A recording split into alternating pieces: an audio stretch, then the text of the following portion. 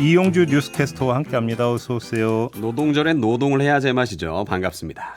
제맛은 뭔 제맛이에요? 네. 아, 맛있습니다. 예, 예. 그래요? 네. 오늘 맛있는 이슈 가지고 왔거든요. 네, 어떤 이슈인가요? 자, 우리 외교부가 최근 일본 정부의 라인 야후 지분 매각 압박에 대해 네이버 측과 긴밀히 협의하고 있다는 이슈입니다.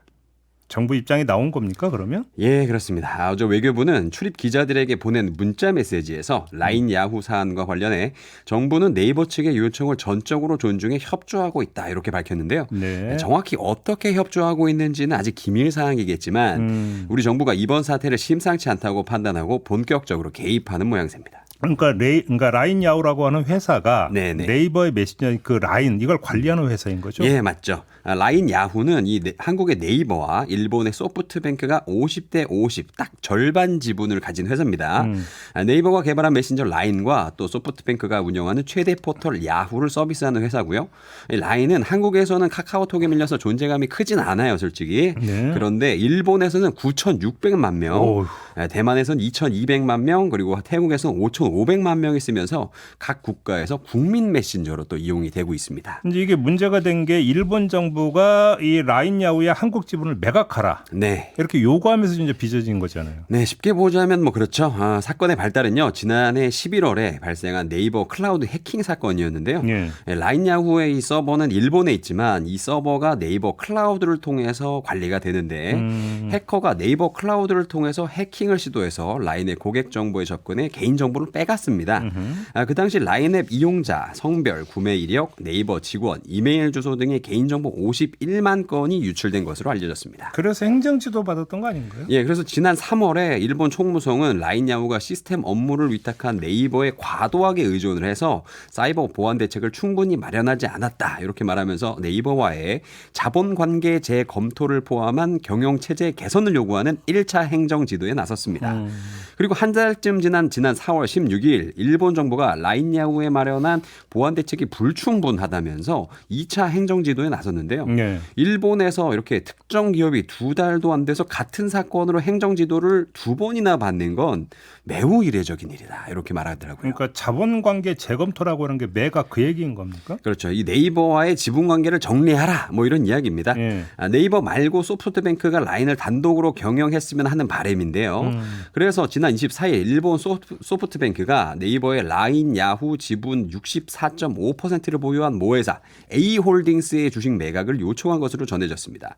앞서 말씀드렸듯이 A홀딩스의 지분은 네이버와 소프트뱅크가 5대 5로 갖고 있는데요.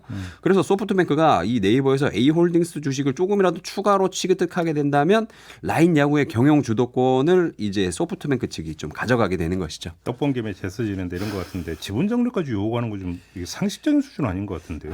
근데 사실은요, 2021년에 페이스북에서 5억 3,300만 명의 개인정보가 해킹된 일이 있었어요. 네.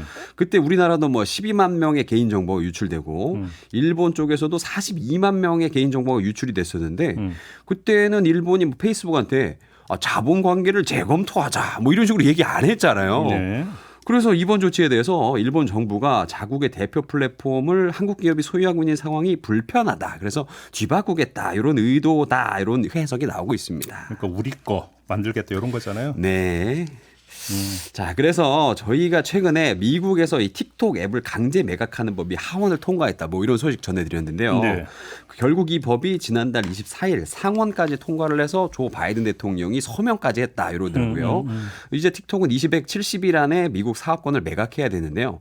아무튼 이렇게 중국과 미국처럼 적대국의 정보 악용 가능성 때문에 이 플랫폼 기업을 퇴출하는 움직임은 어느 정도 좀 납득을 할 수 있습니다. 네. 근데 일본과 우리는 기본적으로 한미일 동맹이 우방 아닌가요?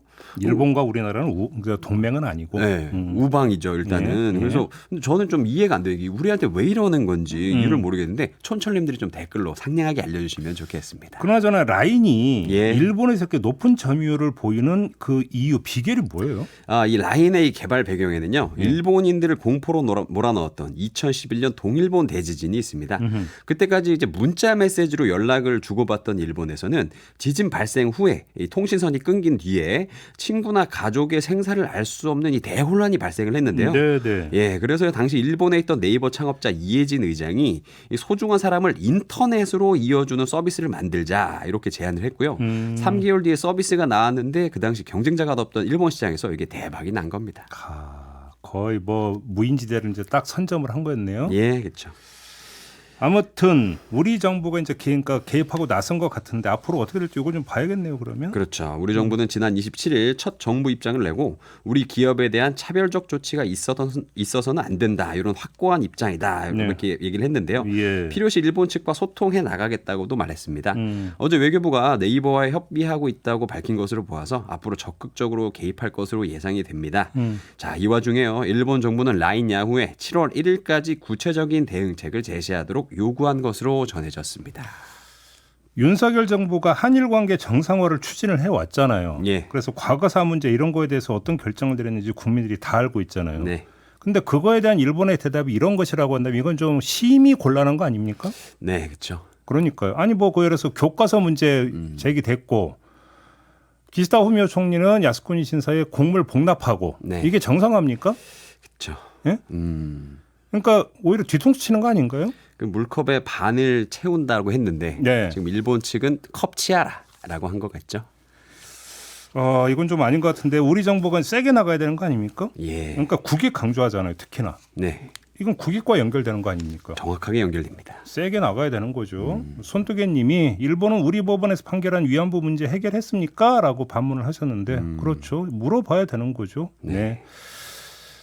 이래라 지분을 배각하라 이런 요구까지 대놓고 해버린다. 황당하네요. 마무리하죠. 이영주 캐스트였습니다. 고맙습니다. 감사합니다.